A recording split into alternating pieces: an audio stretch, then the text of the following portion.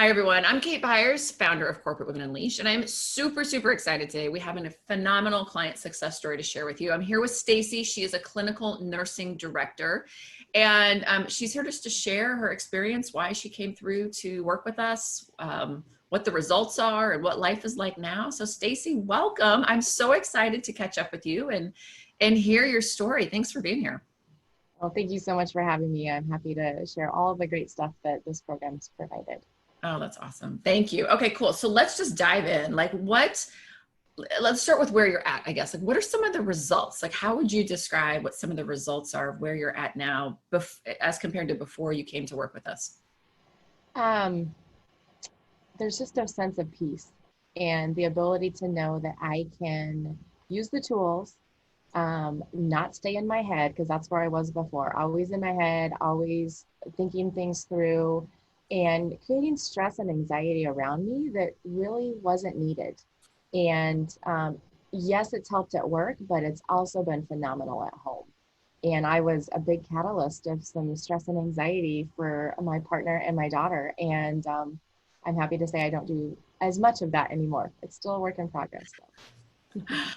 I love that. I love that. Okay, great. So when you say peace, is it peace from just internal peace? Like, are you just feeling calmer as you move through the day, or things that, we all have? I mean, my goodness, in the various industries, but certainly in the industry you live in, there's all sorts of like chaos that happens, right? Is it just the ability to sort of keep calm and trucking on, or what is it? Yes, it's the internal piece that I have, knowing that things around me probably aren't directly correlated to me or my actions. And Hmm. so I don't need to take so much ownership of some of that. And then it's also an external piece that I bring to my team to say, okay, let's talk through that situation. How did that make you feel? What did you own of that? Okay. And how can we work through that and not let my internal or external chaos affect them? Yes, no more festering. Ugh, the death of festering. Okay, so where were you before you found us? Like, how would you describe what life was like before us and before you came to Corporate Women Unleashed? And maybe like, what was that catalyst that had you say, all right, I gotta do something? Yeah. I was very stable at work. I know that eventually I want to level up again, and that's an additional stress. But even in the stable spot that I am, going home was a disconnect. I was still thinking about work, processing things, not really being connected, and then frustrations came out at home. And so there was a really hard transition to get back to home life and stay present and to not go to the scripts that I'd learned for so long about how things were supposed to be at my house and how I was supposed to act and how they were supposed to act, and then just everybody being stressed out and walking on eggshells and frustrated. And Yeah. so it was just a disconnect all around. Yeah, I used to call that. My husband used to say, "Oh my God, corporate Kate just walked in the door," because I would come home from a hard day and he'd be like, "Hey, how come that's on the floor? Look, why isn't dinner ready? You go put your shoes in the closet." I mean, it was like, "Ya bull, ya bull, ya bull." My husband's like, "What is like, chill out, woman. Like you're home," and I just couldn't. I couldn't make that separation, because again, inside. So peace. I can totally relate to that, Stacey. That's so cool. So why was it important to fix it? I mean, was it just things at home with, your daughter and just going, man, I'm missing the moment, or what was it? Well, she is 11, and so I know that things are only going to get busier for her. Yeah. And I was starting to also see her mimic some of my behaviors and the stress and anxiety that I was projecting and not even knowing I was projecting it before I got here. I was seeing in her already. And then just really taking a deep dive into my needs and realizing that the things I grew up with, the things that I did are going to be her reality if I don't learn to fix this. Yeah. And it was also very stressful, my relationship with my partner. And there was a point I was like, yeah, I can be a big badass in this career. I can rock it, but I'm going to end up doing this all alone. Yeah. And I need him and I need her and I want them to be proud of me, but I also want them to want to be around me. And then I don't want any of that to bleed into my work life. Maybe they're just tolerating me because I'm the boss. And so is there an awareness of things that, I'm doing that aren't even beneficial for my team? And so, yeah, I got to get a hold of this. I got a long career left, and so we got to do something different. That's fabulous, Stacey. And I love that because yeah, we got one life. Like let's hit it out of the ballpark, right? Let's not just sort of live with the crispy edges. Yeah. That Yeah. is so cool. Now, had you, I'm curious, had you tried other things to sort of get control of all the cray cray? I mean, had you tried, I don't know, calendar management or meditation and all those things that a lot of times we gravitate to? Yes, I had listened to the TED Talks. I had listened and read about, top execs and what does their day look like. They start with their meditation and they get focused and they have their breakfast. And I was doing all of these things, but I wasn't managing the middle part. And then I definitely wasn't doing a downshift when I got home and getting back into that. And relationship wise, I did the love languages and we tried to, connect on a different level, but I was still in my head. So it didn't matter what I read or what I watched. I wasn't dealing with these deep rooted problems of how I thought I should be and how I thought I should react. And everybody else is doing this because of me or not because of me. And, scripts were just everywhere. Yes. Yeah. So what was it for you? Like as you came through CW, was it that whole psychological script that learning, basically for anyone out there's watching, a psychological script is just a pattern of thinking in your head. So was it that being able to now see those patterns and disconnect from them? Was that a big piece of it for you? That was a huge aha. And that what I had been doing wasn't necessarily wrong, but it just wasn't meeting my needs. And then taking the scripts and the needs map, I think those were just two key things that I will never get away from. I will continue to use that needs map and update it and share it, and just realize you have to be balanced. And sometimes that really means I'm leaving work early, or I'm taking a day home, or it's not my idea of fun to go do this, but it's really important to my daughter. And so I'm going to be there. I'm going to be present. I'm going to support her needs because I see what it feels like to not have those needs met. Yeah.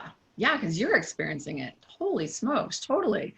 Was there anything we asked you to do that was just totally wacky and you were like, really?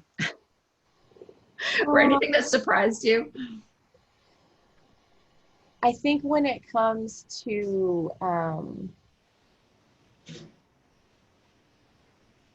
saying that I'm good enough, even when I don't feel like I'm good enough, and talking myself down and getting through all those hard emotions, when you take the elevator down and get to the root cause of what that really is, and that, do I have ownership in that? No. Yeah. No, I am good enough. I am worthy. I am deserving of this. And it's emotional.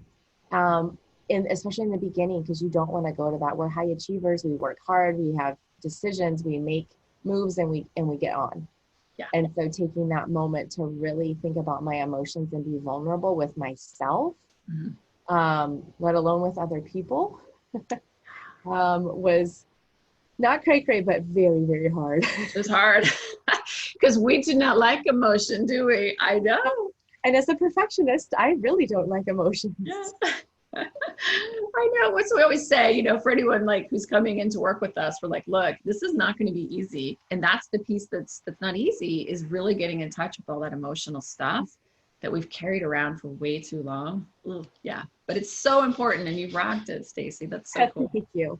Well, and presented in a way that doesn't feel like therapy. It doesn't feel like counseling.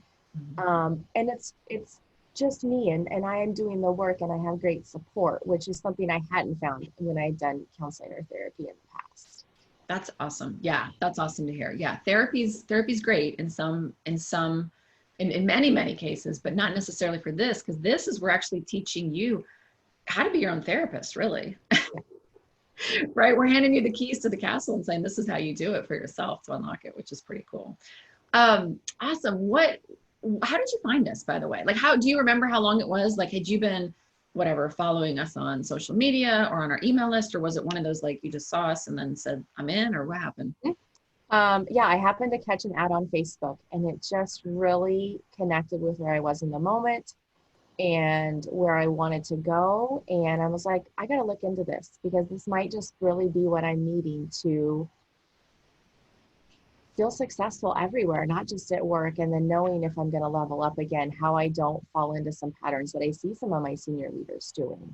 and just get ahead of the game if I can. And so I listened to the online presentation Yeah. and set up my one-on-one call. I mean, I didn't really think or pause. I just made my decision, went with it, and it was awesome. Yes, I love it. So it was literally like just a few days, like from get up to go. Yeah, I think I was watching it probably on a Monday, and we had the call on Thursday, and I was starting on the next Monday. And there you were. There you go. Okay, let's do it now. Let's in. Oh, I love it. I love it. And that's where we get the best success too, because it's like the decision is made. Let's rock it. Awesome. So I guess anything, this has been fabulous to hear. Anything else that you see as, I don't know, a share for someone else out there who is, there's so many women I think who are struggling in this whole success thing. We want to be out there having an impact. We want to do great work, but we also want to come home and be great, wives, partners, lovers, mothers, sisters, daughters. And there's so many of us sort of on this constant trade-off loop. Like anything else you would advise or share or think could be, I don't know, helpful to someone else out there? Take time for yourself, Yeah. even when there doesn't feel like there's time, because this program helps you create that. Yeah. And you can do it all and still be happy. And I was trying to do it all at work and still be at home and be the boss mom and the boss girlfriend, and just feeling at times at night when I went to bed, I was a failure at everything. And I wasn't, but I'd never acknowledged that I was just as important as all those other people that I was trying to help. And being in healthcare, we give and we give and we give and we give. And especially, I think the aha was this all happened during COVID, and I had to take a pause. And I'm so thankful I did, because it allowed me the strength and the resilience to be able to be there for my team, and to be there for my family, and then to allow them to be there for me, which was something I was not good at. I was not good at letting others help me. And I'm an emotional person when I get really excited, so this is happy tears. Um, but just invest in yourself, because really in the end, that's who matters the most. And it's a commitment for sure, but we've all done hard things, and we're all going to keep doing hard things.